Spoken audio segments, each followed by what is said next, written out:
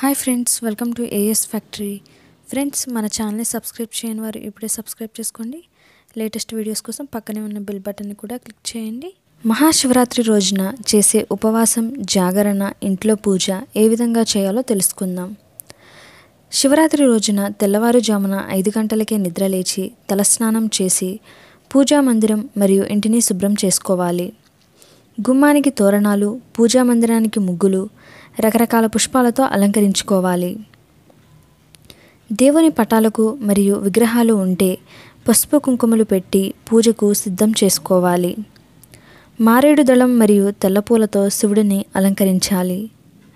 పొంగలి, బూరెలు, గారెలు లేదా ఫలములు సమర్పించి నిష్ఠతో పూజించాలి. పూజా సమయంలో శివ అష్టోత్తరం, శివ పంచాక్షరి మంత్రములను స్మృతించడం వలన అష్ట ఐశ్వర్యాలు, మోక్షం లభిస్తుందని పండితులు చెబుతున్నారు. అదేవిధంగా నిష్ఠతో ఉపవాసం ఉండేవారు శివ సహస్రనామాన్ని మరియు శివ పురాణము, శివారాధన పారాయణం చేస్తే మంచిది. ఉపవాసం ఉండేవారు చాలామంది నీళ్లు తాగకుండా మరీ ఉపవాసం ఉంటారు. అలా నీళ్లు తాగకుండా ఉపవసించమని ఎవరూ చెప్పలేదు. అలా చేయకూడదు కూడా. ఎందుకంటే శరీరాన్ని కష్టపెడుతూ మన మనసుని భగవంతుడి వైపుకు తిప్పడం కష్టం. మన మనస్సు, మన ఇంద్రియాలను దేవునికి దగ్గరగా ఉండటమే ఉపవాసం అని అర్థం. శివరాత్రి రోజున గుడికి వెళ్ళి అక్కడ శివుడికి కాసిన నీళ్లతో కానీ ఆవు పాలతో కానీ అభిషేకం చేస్తే శివుడు సంతోషంగా పొంగిపోతాడు. ఆ రోజు శివుడికి అభిషేకం చేయటం వలన మనకు ఉన్న పాపాలు తొలగిపోయి శివుని అనుగ్రహం లభిస్తుంది.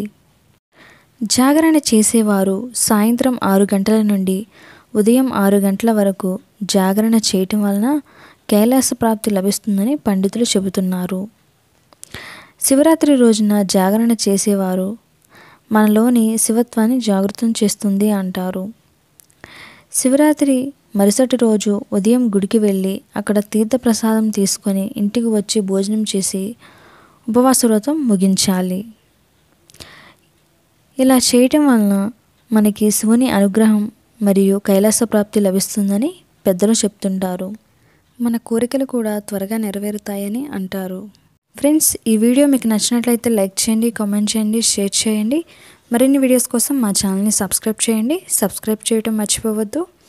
Please do subscribe. Thanks for watching.